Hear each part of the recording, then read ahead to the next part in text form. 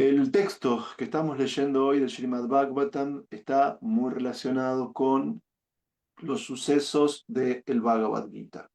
Como todos sabemos, acá hay un punto a destacar en sentido numérico.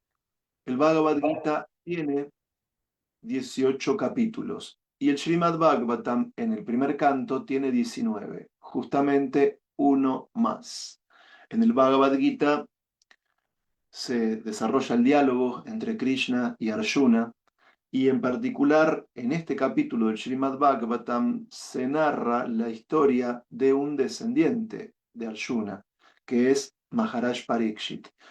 Estamos en el capítulo final del primer canto, se está cerrando de alguna manera una etapa dentro de la historia del Srimad Bhagavatam. Srila Prabhupada solía decir que el Srimad Bhagavatam es Krishna mismo en forma de libro. Es decir, hay muchos libros que hablan acerca de Krishna y son trascendentales, pero en particular el Srimad Bhagavatam es considerado el rey de los Puranas. Es decir, el Srimad Bhagavatam no solamente es un libro, el Srimad Bhagavatam es también una deidad.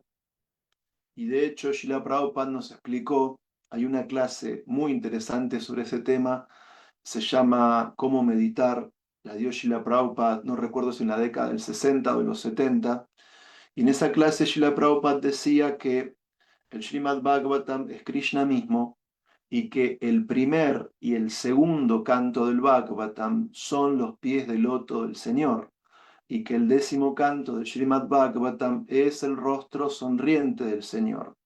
Y al comienzo del Srimad Bhagavatam, Srila Prabhupada explica la metodología para que podamos comprender cabalmente este texto y para que podamos tomar el máximo beneficio que el Bhagavatam nos puede proporcionar.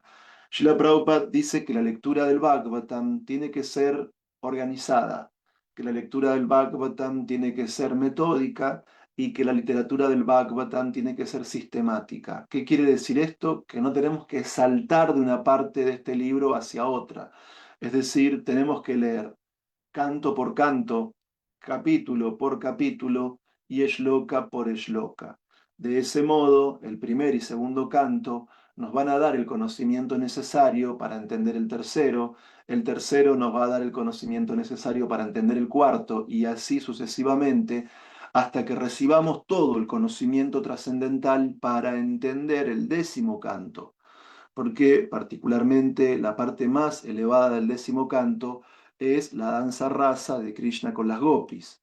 Y si uno no lee el Srimad Bhagavatam organizadamente, metódicamente y sistemáticamente bajo la guía de un devoto puro, entonces podemos llegar al décimo canto y malinterpretar los pasatiempos de Krishna con las gopis, confundiéndolos con actividades materiales lujuriosas entre hombres y mujeres, cuando en realidad los pasatiempos de Krishna con las gopis son completamente trascendentales. Pero para poder llegar al décimo canto y comprender cabalmente el sentido del Siddhanta Gaudiya Vaishnava, cómo se relaciona Krishna con Radha y cómo se relaciona Krishna con las gopis, entonces tenemos que seguir las instrucciones de Srila Prabhupada y estudiar el Srimad Bhagavatam de manera organizada, metódica, sistemática. Es decir, no saltando de un capítulo a otro, no saltando de un canto hacia otro, sino leer de manera organizada, canto por canto, capítulo por capítulo, shloka por shloka. En particular, hoy se está haciendo referencia en estos dos shlokas a Maharaj Parikshit. Como decía, el Bhagavad Gita es un diálogo principalmente entre Krishna y Arjuna antes de la batalla de Kurukshetra, y en los capítulos finales del primer canto del Srimad Bhagavatam nos centramos en la historia de un descendiente de los Pándavas que es Maharaj Parikshit. Técnicamente hablando, Maharaj Parikshit era hijo de Uttara y Abhimanyu, y si no me equivoco, Abhimanyu era hijo de Arjuna.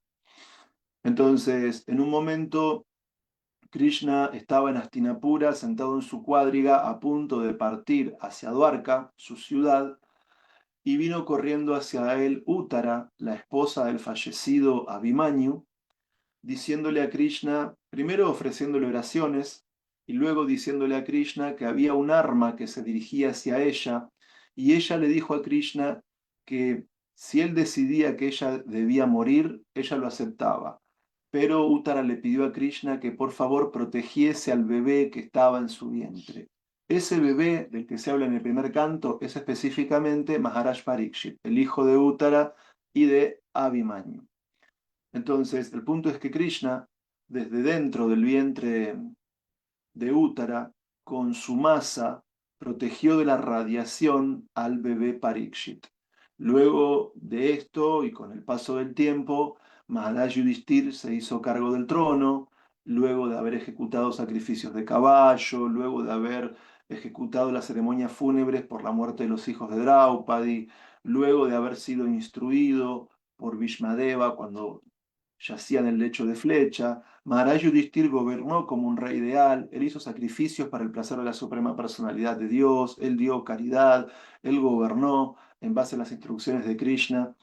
Y el punto es que cuando llegó un momento auspicioso, se dio el nacimiento de Parikshit Maharaj. Entonces Yudhishthir Maharaj hizo venir a grandes sabios, hizo que ellos pudiesen investigar cómo iba a ser la vida de Parikshit. Ellos pudieron predecir en el momento del nacimiento de Parikshit cuál iban a ser sus cualidades y ellos dijeron que iba a ser un digno sucesor de la dinastía de la cual formaba parte. Con el paso del tiempo y una vez que Yudhishthir Maharaj se entera por Arjuna que Krishna y la dinastía Yadu habían dejado la tierra, Yudhishthir Maharaj decide poner en el trono de Mathura a Vajra, un nieto de Krishna, y decide colocar en el trono de Hastinapura, la capital del imperio Kuru, a Parikshit Maharaj. Parikshit Maharaj se casó, tuvo hijos, celebró 3 sacrificios de caballo a orillas del Ganges dirigidos por Kripacharya. Cuando él salió a la conquista de territorio, podía escuchar cómo había diferentes personas que glorificaban a Krishna, que glorificaban a los Pándavas, que glorificaban su propio nacimiento, y él les dio caridad. Él también reprendió a la personalidad de Kali cuando disfrazado de un rey, siendo en realidad un Shudra, castigó a una vaca, a un toro. Y finalmente Parikshit Maharaj, una vez cuando salió de cacería, estaba muy hambriento y sediento, fue a la ermita de un sabio, Samika Rishi. El sabio estaba practicando yoga, estaba en trance, y Parikshit Maharaj, al no ser recibido con cortesía por el sabio, dado que la etiqueta védica dice que al menos cuando nosotros recibimos un invitado en casa, tenemos que dirigirle palabras agradables, tenemos que darle un lugar donde sentarse y como mínimo un vaso de agua. No habiendo recibido todo eso, Parikshit Maharaj se ofendió con el sabio, se sintió insultado y tomó una serpiente muerta y la colocó como guirnalda en el cuello del sabio mientras éste estaba en trance de meditación. Y cuando Sringi, el hijo brahmana de este sabio, se enteró de lo que hizo Parikshit Maharaj, lo maldijo a morir en 7 días mordido por una serpiente alada. Cuando Parikshit Maharaj se entera de esta maldición, él va a orillas del Ganges a ayunar hasta el momento de abandonar el cuerpo, y ya en ese lugar había un conjunto de grandes rishis, de grandes sabios, y también a ese lugar llegó el hijo de Vyasadeva, Shukadeva Goswami, y Parikshit Maharaj ofreció reverencias, ofreció oraciones y le hizo un conjunto de preguntas a Shukadeva Goswami, y el despliegue de la respuesta a las preguntas que Parikshit hizo a Shukadeva Goswami es lo que estructura el orden de las enseñanzas filosóficas que encontramos en los diversos capítulos, en los diversos cantos del Srimad Bhagavatam. Vamos a ver que a veces Shukadev Goswami está hablando con Maharaj Parikshit, pero vamos a ver que en realidad a veces Sutta Goswami está hablando a los sabios de Naimisharanya y a partir de ahí se enlazan el conjunto de diálogos, es decir, en el bosque de Naimisharanya se reunieron un conjunto de sabios encabezados por Shaunaka Rishi y ellos ofrecieron un vyasa y glorificaron a Sutta Goswami por ser experto en el conocimiento védico y por tener un carácter sumamente elevado.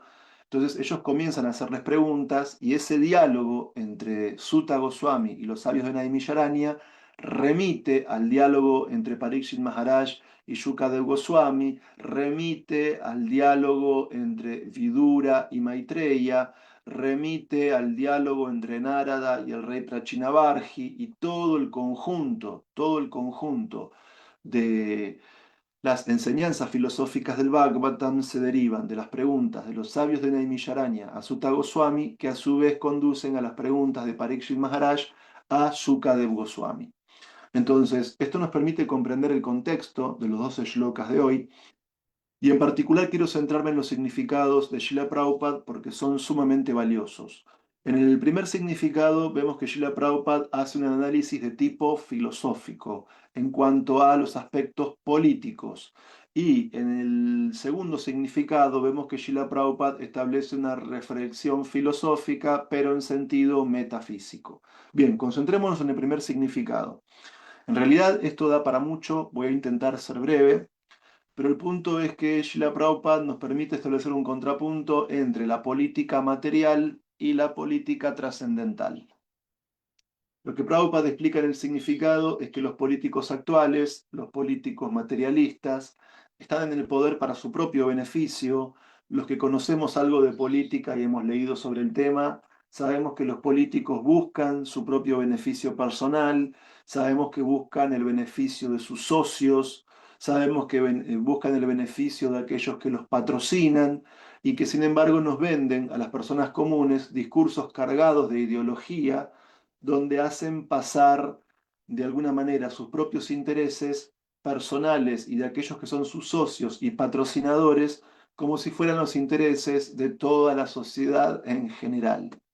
Realmente la política material está muy bien descrita por un filósofo, historiador y político del Renacimiento, un florentino llamado Nicolás Maquiavelo. Si uno quiere tener de alguna manera anticuerpos a las políticas actuales, tanto de la derecha como de la izquierda, uno debería leer a Nicolás Maquiavelo el texto El Príncipe, porque en realidad Maquiavelo explica que el centro y esencia de toda la política es que el político, si es candidato, pueda acceder al poder. Y si ya accedió al poder, su objetivo segundo es conservarlo. Y para eso los políticos simulan ser una cosa cuando en realidad son otras. Los políticos simulan ser humanitarios, filantrópicos, incluso religiosos en algunos casos, cuando en realidad solo les interesa llegar al poder y conservarlo.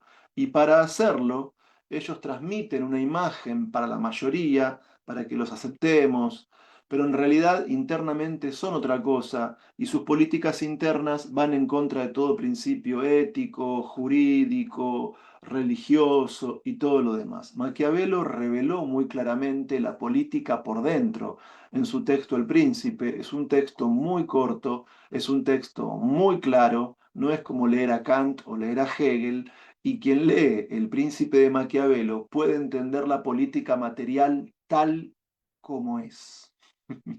Porque no es lo que los políticos nos venden a la mayoría de los ciudadanos, sino lo que los políticos hacen internamente en sentido técnico para poder conseguir y conservar el poder.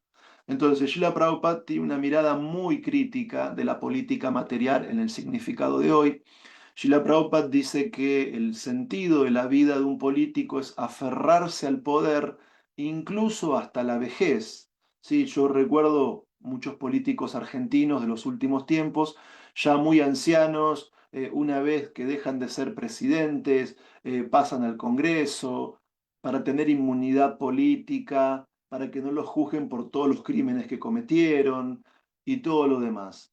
Entonces, realmente la política material es muy superficial, es muy engañosa, está muy relacionada con la mentira, con la simulación y sobre todo con el pragmatismo que implica conseguir y conservar el poder. En cambio, si hacemos un contrapunto, la política trascendental, estamos hablando hoy de Maharaj Pariksit, técnicamente un rey, la política trascendental es muy distinta. Es decir, los antiguos reyes de la cultura védica eran rayarshis, se consideraban reyes santos. Eran personas que, primero que provenían de la realeza, no eran arribistas, no eran advenedizos, eran personas que de cuna procedían de la aristocracia. Eran personas que desde muy chicos eran enviados a un ashram de un maestro espiritual, a un gurukula, para aprender todo lo necesario para el ejercicio del poder y también sobre el sentido trascendental que tiene la vida humana. Entonces, podemos ver que hasta el propio Krishna, en el 10.º canto del Bhagavatam, asistió a la escuela del maestro espiritual. Claro que Krishna no precisaba ser iluminado o aprender nada, porque Krishna es eterno, pleno en conocimiento y bienaventuranza, pero con su propio ejemplo nos mostró cómo debe ser formado un rey. Asistir desde muy chico al Gurukula, a la escuela del maestro espiritual. Entonces, dentro del sistema de Varna y Ashram, donde hay brahmanas, kshatriyas, vaishyas y shudras, brahmacharis, grijastas, vanaprastas y sannyasis, el sistema político de la cultura védica, nuestra filosofía política para los que leemos las Shastras, como el Bhagavad Gita y el Srimad Bhagavatam, no son las ideologías de la derecha o de la izquierda actual, que son ideologías que proceden de la especulación mental, que son invención humana y por lo tanto son ideologías imperfectas, sino que nuestra filosofía política es el sistema de Varna y Ashram. ¿Sí? Krishna dice en el Bhagavad Gita que él es el creador de ese sistema. A los Vaishnavas puros no les interesan las ideologías políticas creadas por las almas condicionadas mediante la especulación mental, que hoy en día principalmente se agrupan en dos bandos, la izquierda y la derecha. A los devotos puros les interesa una filosofía trascendental, una filosofía política que procede de la fuente de todo conocimiento y que está libre de imperfección humana, y esa filosofía política es el Varna Ashram Dharma. Se describe en el Bhagavad Gita, se describe en el Srimad Bhagavatam. Esa es nuestra filosofía política yástrica. Esa es la filosofía política que sabemos que realmente funciona. Y en esa filosofía política no hay ideas ni de izquierda ni derecha, que son producto de almas condicionadas del mundo material, sino que hay ideas que en realidad son producto de la suprema personalidad de Dios y que por eso son perfectas. Entonces, dentro de ese sistema Varnashram se buscan principalmente dos objetivos, que es el progreso material y el avance espiritual, porque el sistema de Varna y Ashram, la política trascendental de los Vedas, sostiene que la vida tiene cuatro metas: Dharma, Artha, Kama y Moksha. Religiosidad, desarrollo económico, placer de los sentidos y finalmente liberación. Mientras que los políticos materiales quieren llegar al poder por cualquier tipo de medios y una vez que están en el poder negocian con Dios y con el diablo. Y nos enteramos a través de las noticias, por ejemplo acá en Argentina, que hubo políticos financiados por narcotraficantes. Nos encontramos con políticos que están con escándalo de corrupción. Hay países como Argentina que tienen expresidentes presos. Hay países como Perú que tienen expresidentes presos también, porque lamentablemente la política hoy en día, y sobre todo en estos últimos tiempos, está muy, muy separada de la ética. Incluso a veces conserva una fachada externa de apegarse a lo jurídico, pero vemos como hay presidentes que buscan reformar las constituciones para ser reelectos indefinidamente, porque no tienen otra misión en la vida más que apegarse al poder, porque no tienen conocimiento filosófico. Entonces, lo que Srila Prabhupada está dejando claro acá es que las metas de la vida no son principalmente ni el desarrollo económico ni la complacencia de los sentidos. Nuestros políticos actuales se apegan al poder político hasta el último momento de su vida, si es posible, porque su conciencia es baja, porque están en la modalidad de la ignorancia, en la modalidad de la pasión. Pero en realidad vemos cómo Parikshit Maharaj fue un gobernante ideal. Parikshit Maharaj, como político trascendental, él venía de una familia de la aristocracia. Él no subió al poder mediante trucos o manipulaciones. Él fue designado como rey por su antecesor, Yudhishthir Maharaj. Y él, como rey, se casó, como rey tuvo hijos, como rey celebró sacrificios para el placer de la suprema personalidad de Dios, como rey reprendió a los criminales, como rey, todas sus medidas se guiaron no en base al capricho, no en base a sus intereses egoístas, sino en base al Dharma, en base al conocimiento de los Vedas. Y en el último momento de su vida, Parikshit Maharaj no siguió apegado al trono y a sus ejércitos y a su tesoro y a su esposa y a sus hijos, sino que como un verdadero político trascendental, miembro del Varnashram, como un rey ideal, como un Rajarshi, a último momento de su vida, él se desapegó de todo lo material, se desapegó del poder y se fue a orillas del río Ganges a tener la asociación, la compañía de grandes trascendentalistas y de un devoto puro como Yukadev Goswami para poder alcanzar la meta de la vida, que es liberarnos del ciclo del nacimiento y la muerte y volver al mundo espiritual. Entonces, en ese punto, Srila Prabhupada no solamente está haciendo una reflexión de tipo política, sino que está haciendo una reflexión de tipo ética, en el sentido de que hay gente común que solamente vive el día a día, pero hay gente profunda y hay gente pensante que se plantea seriamente la pregunta: ¿qué sentido tiene mi vida? ¿Para qué estoy en este mundo? Esa pregunta es fundamental porque quien no se la plantea vive siguiendo a la mayoría, vive influenciado por las redes sociales, vive influenciado por sus grupos de pertenencia, vive influenciado eh, por la política, por la economía, por las ideologías de turno que confunden a los seres humanos creando en sus mentes falsas necesidades, que no son para beneficio propio, sino para beneficio de los que ejercen el poder. Entonces, plantearnos la pregunta ¿qué sentido tiene la vida? Es liberadora, porque nos libera de muchas tradiciones culturales que son nocivas, porque nos libera de la manipulación de las redes sociales y de los medios masivos de comunicación. Cuando una persona se plantea qué sentido tiene su vida y lo descubre, es mucho más libre, porque es menos influenciable por el entorno externo.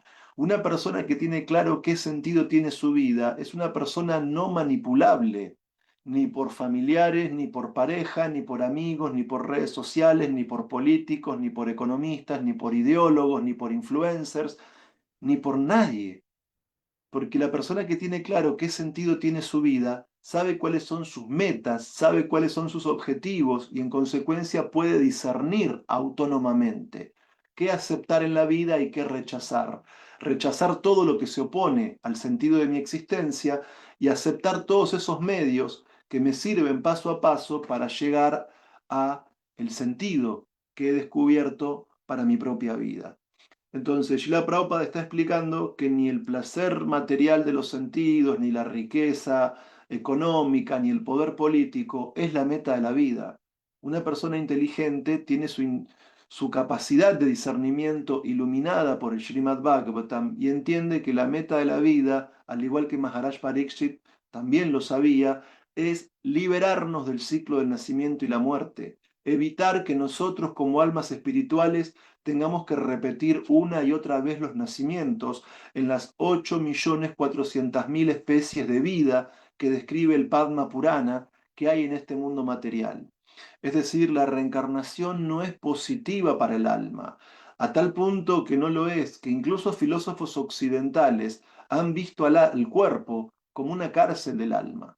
Bueno, en la filosofía consciente de Krishna no tenemos una visión tan negativa, pero sí vemos al cuerpo como un instrumento para que el alma pueda alcanzar sus propias metas, porque la finalidad de la vida humana es que utilicemos nuestro tiempo, nuestros recursos y todo lo que nos rodea para poder salir de una vez por todas de esta repetición de nacimientos, enfermedad, vejez y muerte. Justamente hoy a la mañana me llegó un WhatsApp de uno de los chats del trabajo y uno de los profesores con los que mejor relación tuve en la carrera, uno de los profesores que me formó durante varios años, ayer acaba de fallecer. Entonces, la realidad es que todos los que hemos nacido en este mundo material, todos vamos a morir. Pero el tiempo de vida que hay entre el nacimiento y la muerte, una persona con la inteligencia iluminada por las yastras lo utiliza para tener una vida confortable, para tener una vida que nos permita subsistir dignamente, pero no para poner como objetivo puramente lo material, el placer del cuerpo, la acumulación de riquezas o el alcanzar poder político. Todo eso en realidad, si lo tenemos, es para utilizarlo con un medio, como medios para un fin específico, que es que nosotros, como almas espirituales, nos liberemos del nacimiento y la muerte y volvamos al mundo espiritual. Y esto nos lleva a comprender la política que Prabhupada nos plantea en estos significados, comprender la ética que Prabhupada nos plantea estos significados, nos permite ver claramente el engaño de las ideologías políticas de derecha y de izquierda de la sociedad contemporánea, porque en definitiva todos los políticos están apegados a conseguir y a conservar el poder y lo hacen por todos los medios, tanto lícitos como ilícitos, y con el paso del tiempo los medios masivos de comunicación y las redes sociales van revelando en realidad los negociados que los políticos tienen con gente corrupta, tan corruptas como ellos, y en realidad, este contrapunto nos permite comprender qué es un verdadero líder político, un Rajarshi, un rey santo, alguien como Yudhishthir Maharaj, alguien como Parikshit Maharaj. Personas que entienden que la meta de la vida no es el placer de los sentidos, no es la acumulación de riqueza material, ni tampoco es el ejercicio del poder político, sino que cuando un político dentro del sistema Varna Ashram ejerce el poder, lo hace como una forma de servicio a los ciudadanos.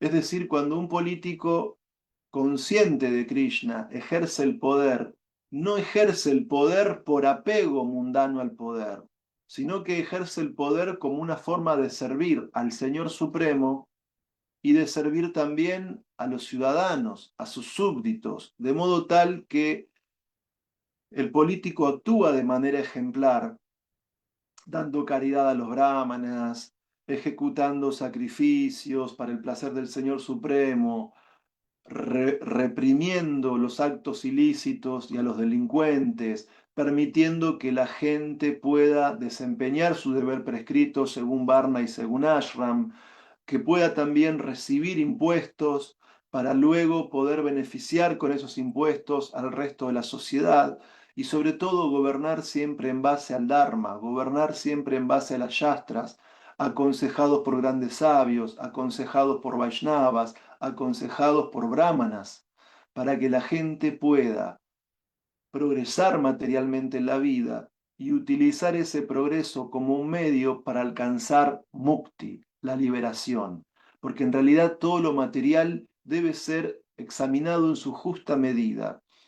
En el sentido ético, la meta de la vida no es para el placer de los sentidos, no es para el desarrollo económico, ni es tampoco para ejercer el poder político. Y tampoco la meta de la vida tiene que ver con acumular conocimiento intelectual, sino que la meta de la vida tiene que ver con utilizar todo como medio para poder alcanzar la liberación del ciclo del nacimiento y la muerte, practicando Bhakti Yoga, teniendo como proceso central la meditación en el Mahamantra Hare Krishna, Krishna Krishna, Hare Hare, Hare Rama, Rama Rama, Hare Hare.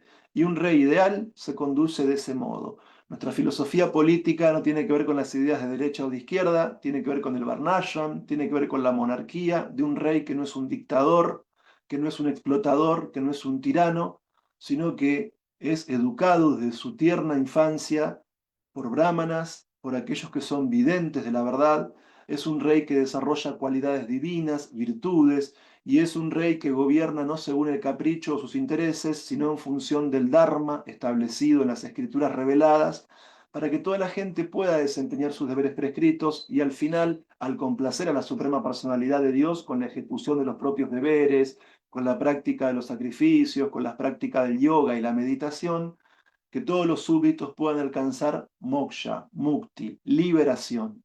Y esa es la meta de la filosofía política Varnashram, que no es producto de un alma condicionada que comete errores, sino que es producto de la suprema personalidad de Dios, Sri Krishna, tal como lo establece en el capítulo 18 del Bhagavad Gita, tal como es. Y en cuanto a la liberación, que tiene que ver con el último significado de hoy, hay diferentes destinos para el yogi que sale de la repetición del nacimiento, la enfermedad, la vejez y la muerte en diferentes cuerpos. Para aquel que mediante la meditación en el Maha Mantra Hare Krishna, para aquel que mediante la práctica del Bhakti Yoga se sale del samsara, del ciclo del nacimiento y la muerte, entonces no es deseable la liberación impersonal. La liberación en el Brahman impersonal es una especie de suicidio espiritual, porque uno pierde al liberarse en el Brahman su identidad como alma individual para fundirse en ese todo que es el Brahman y que es técnicamente la refulgencia corporal del cuerpo de Krishna, sino que los Vaishnavas cuando se liberan ascienden a Vaikunta, al mundo espiritual, a ese mundo que está libre de todos los sufrimientos y de todas las ansiedades del mundo material y en el universo, en el mundo espiritual, hay diferentes planetas. En el significado de hoy vemos que cada uno de los planetas Vaikuntas recibe el nombre según la forma de Narayan o de Vishnu que lo gobierna. Pero también, así como en el mundo material hay sistemas planetarios inferiores, medios y superiores, en el mundo espiritual todo lo material brilla por su ausencia. Ahí no se padece las miserias de la existencia material, ahí todo tiene eternidad, conocimiento y bienaventuranza, pero aún así sigue habiendo jerarquías. Porque de todos los planetas que hay en el mundo espiritual, que están regidos por diferentes expansiones Narayan o Vishnu, de la Suprema Personalidad de Dios, que reciben diferentes nombres, como Achyuta, Trivikram, etc., aún así hay un planeta que es el más elevado de todos, y ese planeta es Goloka Vrindavan, donde Krishna disfruta de sus pasatiempos con los Gopas, con Madre Yashoda, Nanda Maharaj, las Gopis y específicamente Shrimati Radharani. Y para poder comprender de verdad y en sentido filosófico esas actividades de Krishna o esos pasatiempos de Krishna con los devotos puros de Goloka Vrindavan, es que tenemos que leer el Srimad Bhagavatam de manera metódica, sistemática y organizada, canto por canto, capítulo por capítulo, shloka por shloka, sin saltear, sin pasar de un canto a otro caprichosamente, porque partir de la lectura y del estudio del primer y segundo canto del Srimad Bhagavatam, dado que el Bhagavatam es Krishna mismo en forma de libro, nos va a capacitar para entender luego el tercer canto, el cuarto, el quinto, el sexto, el séptimo, el octavo y el noveno. Y cuando lleguemos a ese punto, vamos a poder comprender de manera filosófica y realmente profunda que los pasatiempos de Krishna con las gopis y que los pasatiempos de Krishna con Radharani son completamente trascendentales, están libres de todo tipo de influencia material y son para los devotos puros la fuente de su máxima felicidad trascendental. Hare Krishna. Todas las glorias a Srila Prabhupada y a los devotos reunidos. Aum Tat Sat.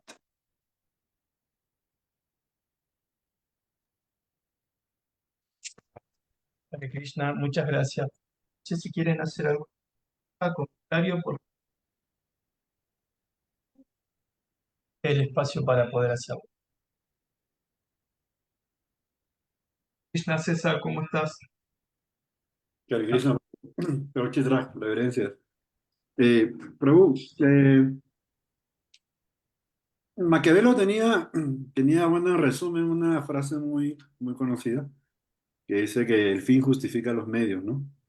Y que decía, por ejemplo, que el Estado tenía que estar por encima de la caridad, contra la humanidad y contra la religión si era necesario. Es muy, es muy interesante la visión que tiene Maquiavelo en ese tema, Prabhu. Quería comentar y si puede, algo más, ampliarnos un poquito más, Prabhu, esta visión. Bien, eso se relaciona con otra frase de Maquiavelo que para mí fue muy fuerte cuando la leí, donde dice, porque respecto del, cuando él dice príncipe, se refiere al gobernante, al político, al que ejerce el poder, al que busca llegar al poder o el que ya está en ejercicio del poder. Entonces dice Maquiavelo, respecto del príncipe, todos pueden ver, pero pocos pueden tocar. ¿Eso qué quiere decir? Que respecto de los políticos hay dos dimensiones de análisis. Lo que el político parece ser externamente para la opinión de la gente y lo que el político a nivel interno verdaderamente es. Entonces, a nivel externo, un político debe vender la imagen de que es buena persona.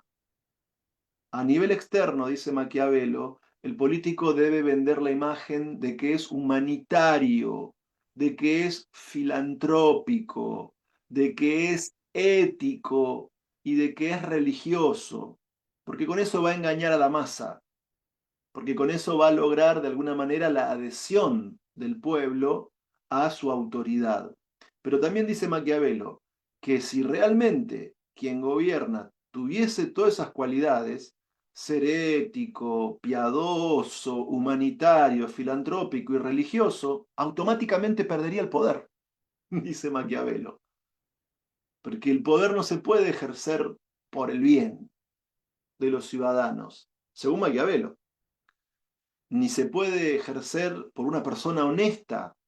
O sea, ¿eso qué implica? Que el político tiene que embarrarse, que el político tiene que ensuciarse, que el político tiene que saber negociar con buenos y con malos, con Dios y con el diablo, porque si no lo hace, si el político no es pragmático, si el político no es estratégico, el político no se puede mantener en el poder. O sea, está por un lado la política que nos venden a nosotros los medios masivos de comunicación y las redes sociales, cuando los políticos dan discursos o escriben algo en las redes, donde los políticos parecen que gobiernan para nosotros y dicen, no, el país está mal por el presidente anterior, por la política anterior, pero si me siguen a mí, todo esto va a cambiar y después todo sigue igual o peor.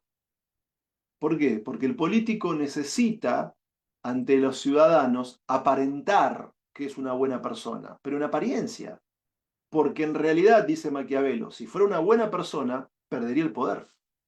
¿Por qué? Porque una buena persona no estaría dispuesto a negociar con Dios y con el diablo.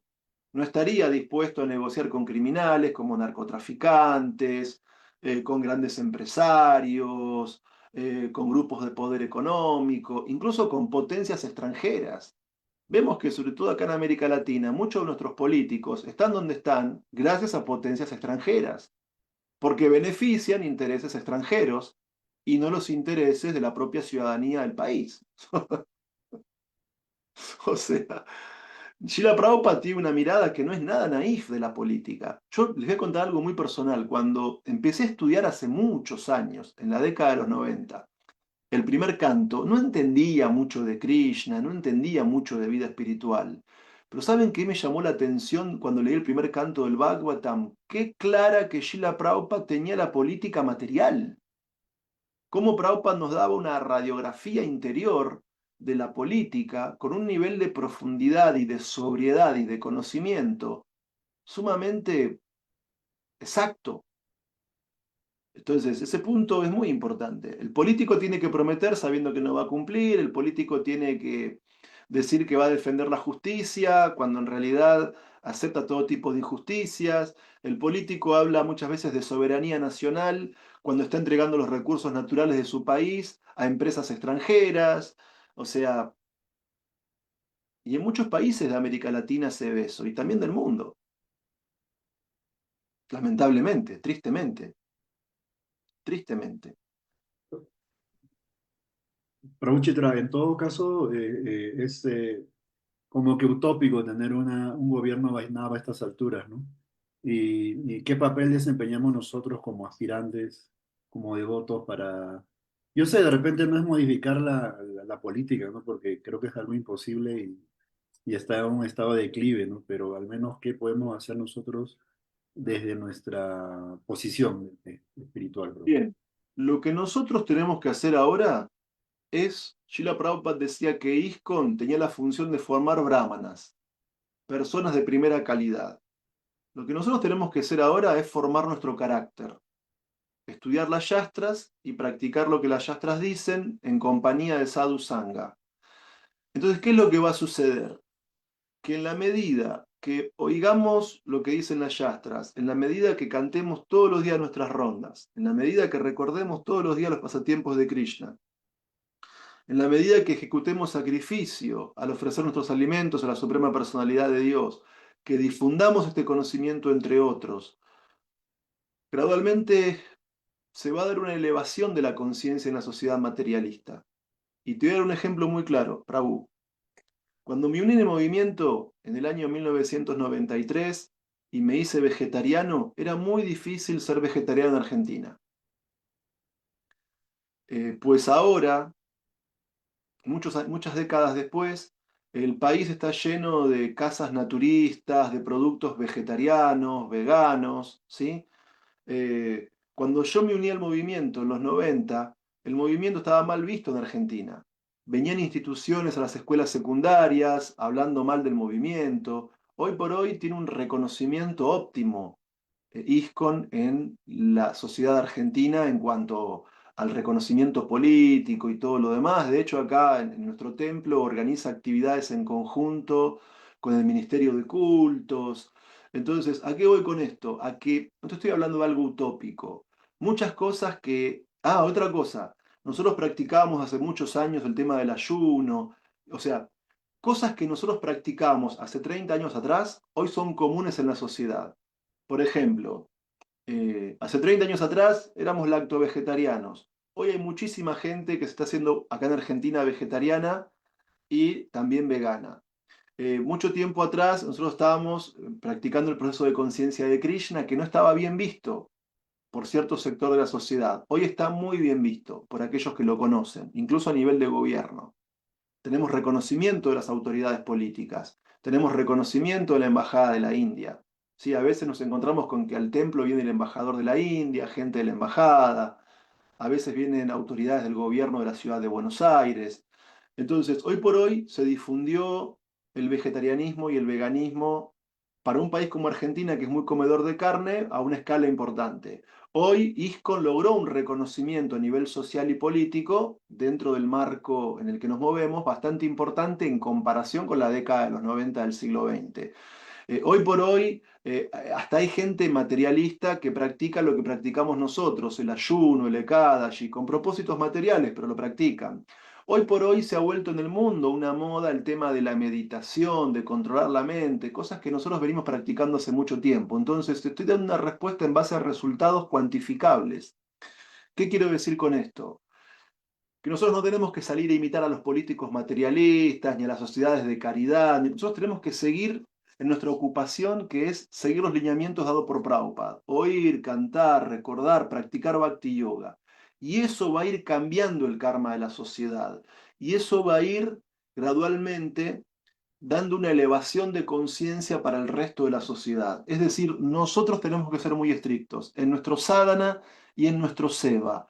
Eso va a ir mejorando el karma social, eso va a ir purificando en parte al resto de la sociedad. Y gradualmente vamos a ver que dentro de un tiempo se va a restablecer el sistema Varnashram. Tal vez en siglos, pero se va a restablecer. No sé cuándo. Pero en este Kali Yuga va a haber una pequeña era dorada que va a durar 10.000 años y que esa era ya comenzó y estamos en sus principios. Entonces tenemos que ser inteligentes, tenemos que ser determinados en no cambiar nada de lo que nos dio Prabhupada, ser determinados en oír, cantar, recordar acerca de Krishna, practicar nuestro sadhana, practicar nuestro seva, y eso gradualmente va a hacer que haya auspiciosidad en el mundo, incluso en el mundo material, y que gradualmente el resto de la sociedad vaya elevando poco a poco su conciencia. Y sabemos que eso va a ser así, porque las Yastras dicen que en este Kali Yuga va a haber una pequeña Satya Yuga de 10.000 años, y se va a dar el restablecimiento del sistema Varnashram, va a haber el restablecimiento de políticos conscientes de Dios, y la gente va a volver a poder alcanzar la liberación mismo en la era de Kali. Pero nosotros tenemos que ser muy estrictos en practicar servicio devocional puro. Y eso va a hacer que mejore la conciencia, que mejore el karma. Y como te digo, Prabhu, te estoy dando ejemplos concretos y cuantificables, cosas, acá por lo menos en mi país, que hace 30 años atrás eran impensables y que nosotros ya veníamos practicando, hoy ya hay un sector de la sociedad que con otros propósitos también adoptaron prácticas similares. Vegetarianismo, veganismo, meditación, ayunos, ser más respetuosos con los animales, con la naturaleza y todo lo demás. Y si en tan poco tiempo ya estamos viendo cambios, ¿Qué decir en décadas o qué decir en siglos? Muchas gracias, Prabhu.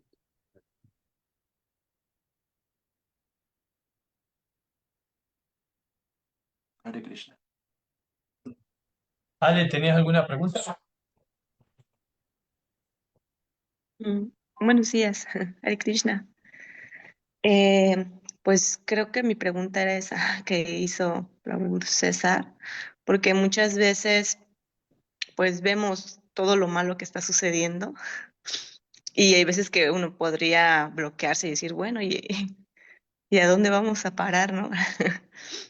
Y entonces, como dice, por eso es importante leer todos los días el Bhagavatam y relacionarse con devotos que siempre están buscando, ¿no? Este conocimiento día con día, esta relación con Krishna, y hace que nos fortalezcamos, ¿no? Y por algo Krishna nos permitió conocer de él, porque nosotros así lo deseamos en un momento, y nuestro trabajo quizás no sea, no sé, hacer un gran movimiento como hizo Gandhi, pero creo que, como dicen, como decían, o sea, hay veces que no, si yo por lo menos, por un decir, no, solo me dedico a levantar mi propia basura y a limpiar mi calle y a fomentar eso en mi familia o mis vecinos o cosas así, en mi comunidad, eh, pues eso se va a ir expandiendo, ¿no? Y otra persona también va a hacer lo mismo. Y poco a poquito, todo este conocimiento, como decía Hridayananda Das Goswami, el compartir cultura, cultura de conciencia de Krishna es importante. Entonces, prácticamente Krishna, este, pues va a hacer que todo se restablezca. O sea, no es que vamos a llegar a que todo está perdido, sino realmente es confiar en él y saber que Krishna es la personalidad de Dios, es el Bhagavatam, y eso es lo que está haciendo, ¿no? Cambiar los corazones de cada uno de nosotros y fortalecernos día con día para que pues este balance, este equilibrio se vaya restableciendo poco a poco. Gracias. Gracias.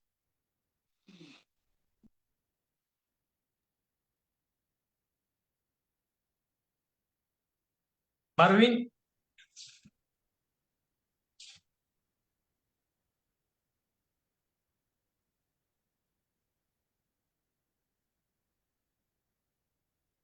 tiene pregunta, bueno. Bueno, muchas gracias, Prabhu.